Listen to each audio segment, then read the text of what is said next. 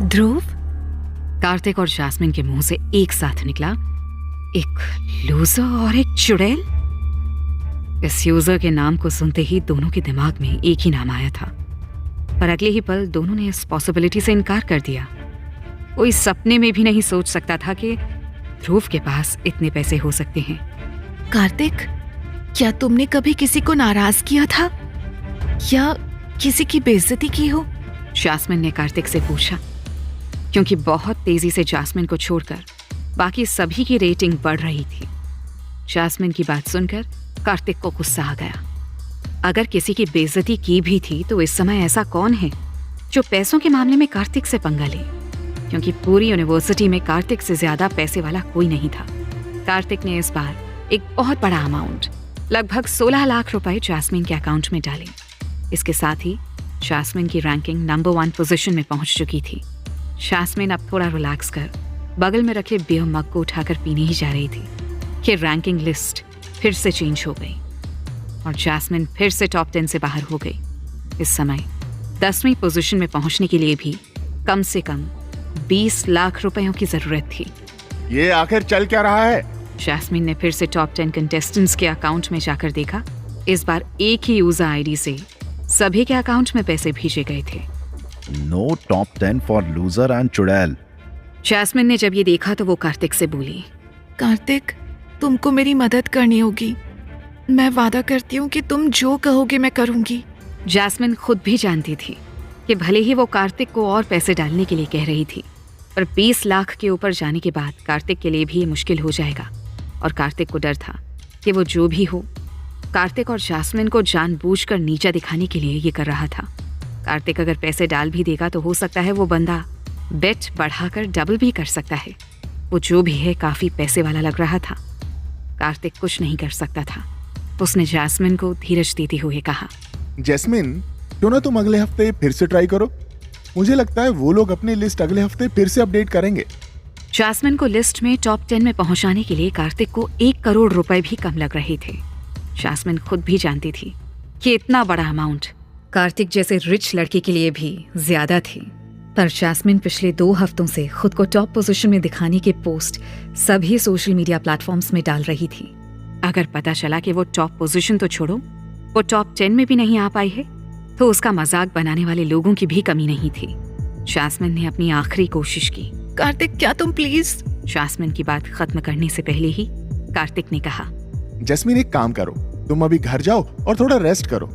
मैं तुमसे बाद में मिलता हूँ। जैस्मिन को रियलाइज हो गया कि कार्तिक अब आगे बेट लगाने में इंटरेस्टेड नहीं है, पर वो अभी कार्तिक को छोड़ नहीं सकती थी। अगर उसने कार्तिक को इरिटेट किया तो वो और भी मुश्किल में आ सकती है। जो भी हो, कार्तिक काफी पैसे वाला लड़का था और जैस्मिन ने उसे फंसाने के लिए काफी पापड़ बेले थे, इसलिए वो ऐसा कुछ नहीं कह सकती थी जो कार्तिक को हर्ट करे। मौके की सीरियसनेस को समझते हुए जैस्मिन ने कहा, कार्तिक, अगर ऐसी बात है तो मैं रूम में जा रही हूँ। वहीं मैं तुम्हारा इंतजार कर रही हूँ, जल्दी आना। उधर ध्रुव इन सारी बातों को सुन रहा था। दूर अपने सिस्टम में बैठा यहाँ की हर बात को आसानी से देख सुन रहा था। जैस्मिन अपने कमरे में चली गई और कार्तिक अपनी ही हार का गम भुलाने के लिए बाहर में आया। अपनी हार को भुलाने के लिए कार्तिक किसी को ढूंढ रहा था जिस पर वो अपना गुस्सा उतार सके। ध्रुव को देखते ही कार्तिक जोर से हंसकर बोला, अच्छा हुआ तुम आ गए। मैंने तुमसे प्रोटेक्शन लाने को कहा था, लाए। अच्छा हुआ तुम टाइम पर आ गए, नहीं तो आज तुम्हारी गर्लफ्रेंड प्रेग्नेंट हो जाती। ध्रुव बहुत गुस्से में था। उसने अपनी मुट्ठी भींच रखी थी पर कहा कुछ नहीं। उधर जब कार्तिक ने देखा कि ध्रुव पर उसका कोई असर नहीं हो रहा है, तो उसने अपनी जेब से कुछ पैसे निकालकर ध्रुव के मुंह पर मारते हुए कहा, साले मेरी शक्ल क्या देख रहा है? ले पकड़ अपनी डिलीवरी फीस और बाकी के पैसे टिप समझ कर रख लेना। अब मेरे कॉन्डम मुझे दे और चल निकल यहाँ से। पर ध्रुव कार्तिक की इन सब हरकतों से बिल्कुल भी हैरान नहीं था। आज कार्तिक ने जो कुछ भी उसके साथ किया था, आज ध्रुव कार्तिक को उसका डबल वापस देने वाला था। आज तक पैसों की वजह से ध्रुव को काफी कुछ बर्दाश्त करना पड़ा था, पर अब ध्रुव वो पहले वाला ध्रुव नहीं था। कार्तिक ने शराब की एक बोतल उठाकर ध्रुव की तरफ देखते हुए कहा, अगर तू अपनी गर्लफ्रेंड को प्रेग्नेंट देखना चाहता है तो क्या किया जा सकता है? अब सामने क्या खड़ा है, चल भाग यहाँ से। इतना कहकर कार्तिक ने ग्लास में भरी हुई शराब ध्रुव के मुंह पर फेंक दी। अब अपना और मजाक मत बनवाओ, जाओ यहाँ से। तुमको खुश होना चाहिए कि कार्तिक ने तुम्हें इतनी महंगी शराब चखने का मौका दिया है, नहीं तो सारी जिंदगी इस शराब को चख भी नहीं पाते। कार्तिक के बगल में खड़े लड़के ने ध्रुव को धक्का देकर पीछे हटाते हुए कहा, 2 मिनट, मैं तुम्हें और तुम सबको 2 मिनट दे रहा हूँ, निकल जाओ यहाँ से। इस आवाज को सुनकर सभी ने हैरानी के साथ देखा। कार्तिक को लगा उसने कुछ गलत सुन लिया है। कार्तिक ने ध्रुव को देखकर उसका मजाक उड़ाते हुए कहा, इसे तो चखते ही चढ़ गई है। इसलिए इन गरीबों को यहाँ आने नहीं दिया जाता। अबे तू पागल तो नहीं हो गया है, या कोई नशा तो नहीं कर लिया तूने? क्या बोला, एक बार फिर से बोल जरा, मुझे ठीक से सुनाई नहीं दिया।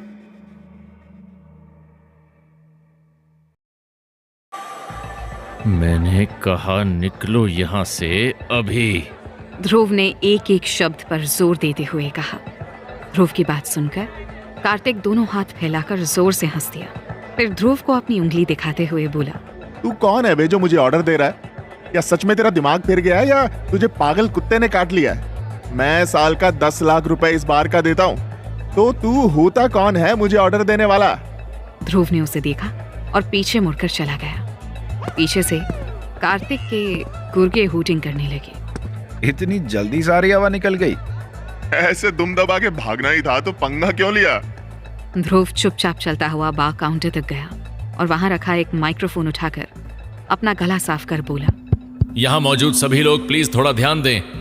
ध्रुव की आवाज के साथ ही पूरे बार में शांति छा गई और सभी लोग कंफ्यूजन के साथ बार काउंटर की तरफ देखने लगे। पर बार काउंटर पर जाने पहचाने वेटर को देखकर लोग हैरत में आपस में बात कर रहे थे। ये तो ध्रुव है, ये क्या करने जा रहा है? ध्रुव गैलेक्सी बार में कई सालों से काम कर रहा था और बार में अक्सर आने वाले लोग उसे जानते थे। ध्रुव की इमेज एक सीधे साधे लड़के की थी और लोगों का मानना था कि उसकी सेल्फ रिस्पेक्ट और डिग्निटी जैसी कोई चीज ही नहीं थी। कहने की जरूरत नहीं थी कि इतने महंगे क्लब के इस बार में हाथ में माइक्रोफोन लेकर इस तरह से बोलना ध्रुव के लेवल से बड़ा काम था। वो तो रोज आने वाले लोगों से भी सीधी नजर मिलाकर बोल नहीं पाता था। माइक्रोफोन नीचे रखो और तुरंत नीचे आ जाओ ध्रुव, एक वेट्रेस ने ध्रुव को समझाते हुए कहा। ध्रुव ने जवाब में उससे कुछ नहीं कहा और कार्तिक की तरफ देखकर बोला, तुम्हें लगता है कि तुम बहुत पैसे वाले हो? कार्तिक सामने खड़ा था और उसे ध्रुव की ये हरकत थोड़ी बचकानी लग रही थी, पर ध्रुव आगे कहता गया, तो गैलेक्सी बार में आए मेरे सभी दोस्तों, आज रात आपके सारे खर्चे मेरे हुए, तो आप आज रात इस बार की सारी शराब खत्म कर दो और बिल मुझ पर डाल दो। इसके बाद ध्रुव ने कार्तिक की तरफ इशारा करते हुए कहा, पर इस लूजर और इसके साथ जो चुड़ैल आती है, ये ट्रीट उनके लिए नहीं है।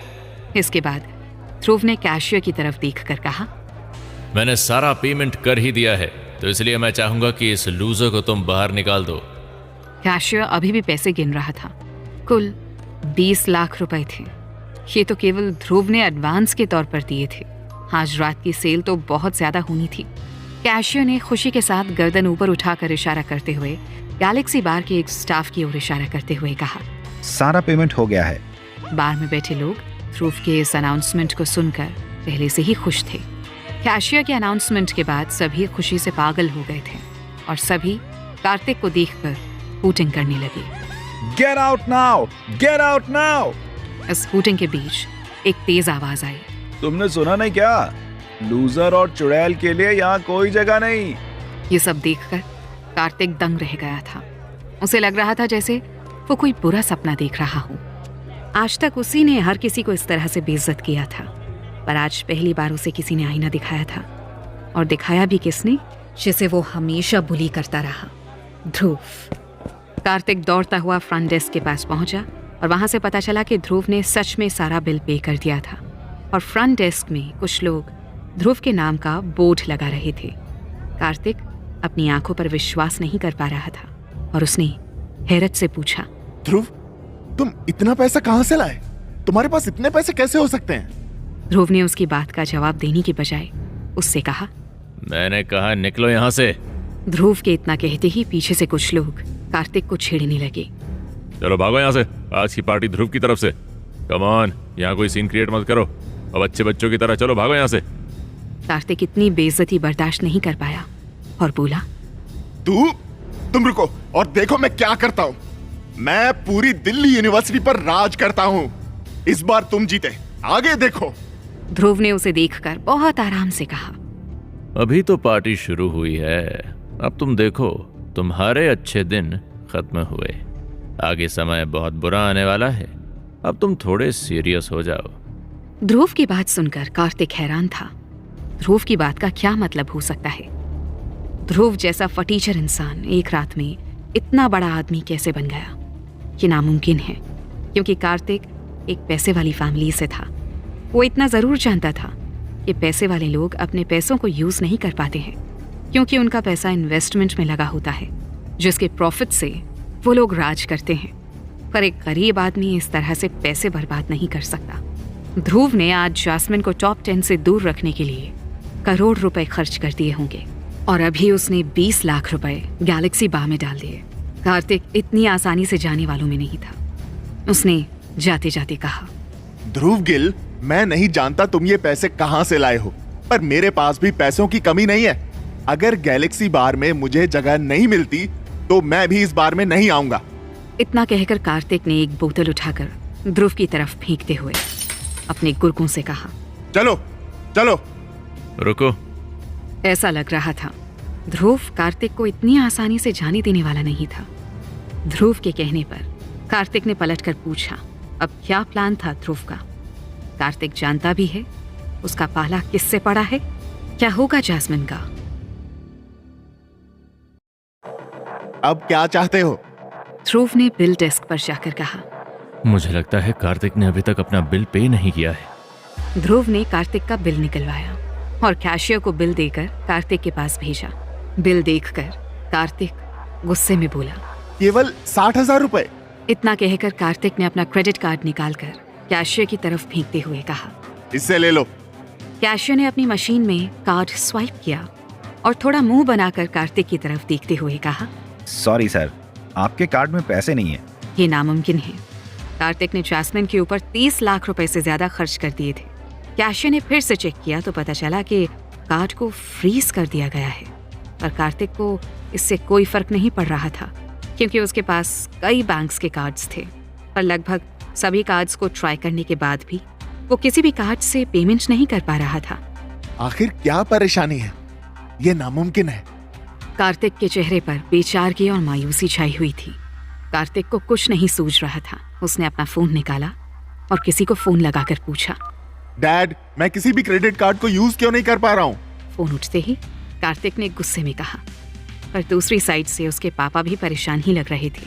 कार्तिक की बात को पूरी तरह से अनसुना करते हुए कहा, मुझसे बात मत करो और कोई कॉल भी मत करना, घर में पुलिस आई है। कार्तिक का गला सूख रहा था। उसने हैरानी से पूछा, क्या बात है, क्या हुआ? और डैडी ने उसकी बात पूरी होने से पहले ही फोन काट दिया था।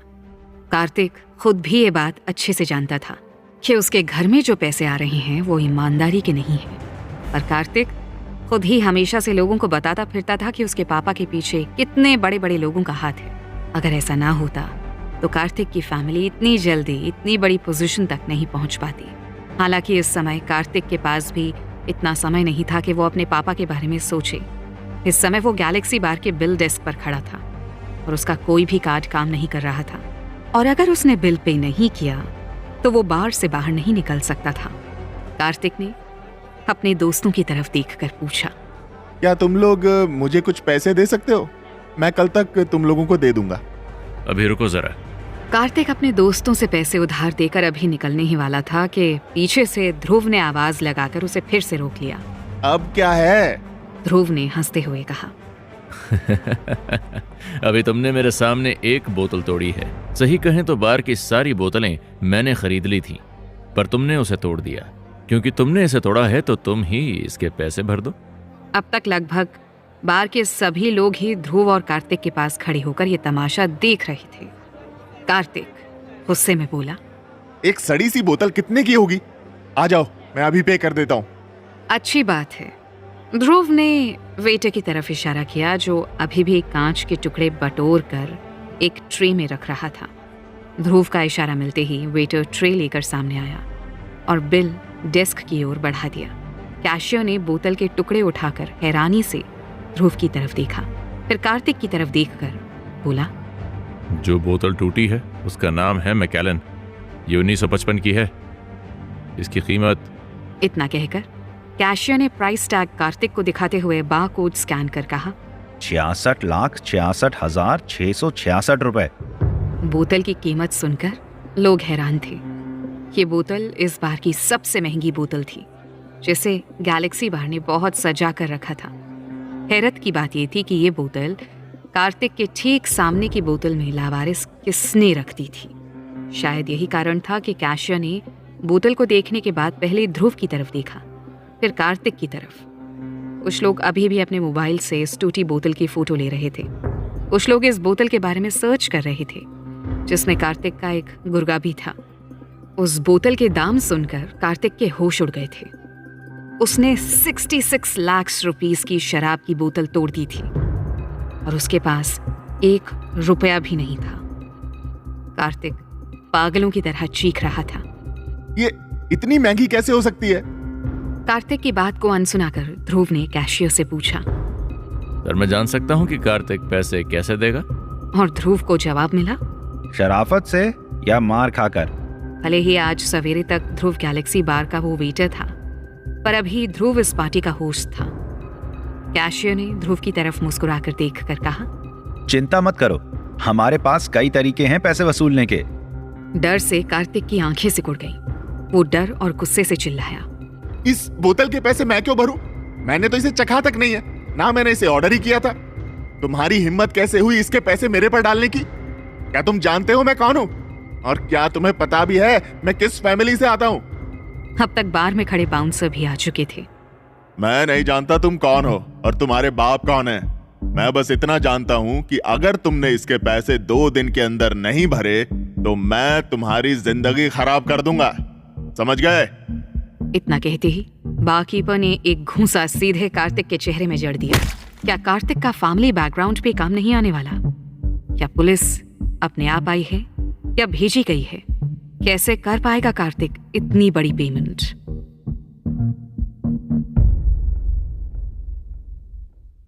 तुम चाहो तो यहाँ काम करके सारा पैसा पे कर सकते हो। इस तरह 66 लाख रुपए कमाने में तुमको ये जिंदगी आराम से लग ही जाएगी।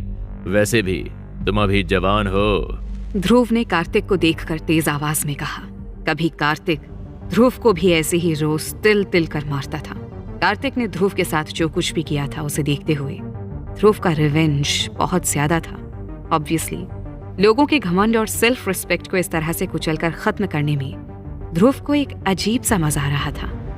उसे लग रहा था जैसे ये एक नशा है जिसका वो आदी होता जा रहा था। तुम रुको और देखो मैं क्या करता हूं। ध्रुव की बात सुनकर कार्तिक ने कहा, तुम मुझे किस बात के लिए वेट करने को कह रहे हो? तुम्हारे पापा ने अपने इन्वेस्टर से 6 करोड़ का फ्रॉड किया था और अब तक उनको अरेस्ट कर लिया गया होगा और उनको उम्र कैद की सजा से कोई नहीं बचा सकता। तुम अपने बाप के बिना कुछ नहीं हो कार्तिक। You are finished. ये शब्द कहते वक्त ध्रुव के दिल में बहुत ठंडक पहुंच रही थी। वहीं कार्तिक हैरान था कि ध्रुव को यह सब कैसे पता।